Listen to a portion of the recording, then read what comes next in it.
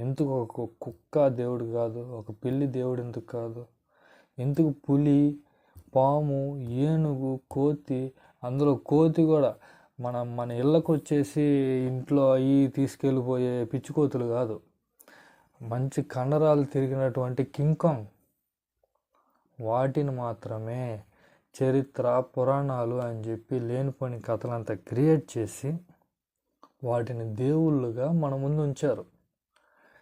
మరి నేను అడుగుతా, మరి మీరు కోతిని దేవుడిగా నమ్ముతున్నారు కదా, మరి మీరు మీ ఇంటికి కోతులు పడినప్పుడు ఎందుకు వాటిని తరుముతున్నారు అని అడిగితే నన్ను అంటారు మీరు యాంటీ ఇండియన్ అని.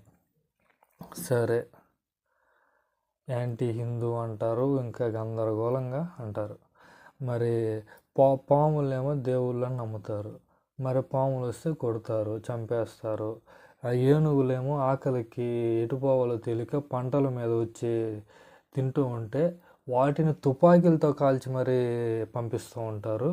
కానీ వినాయక చవితి వస్తే మాత్రం వాటిని ప్లాస్టర్ ఆఫ్ ప్యారిస్తో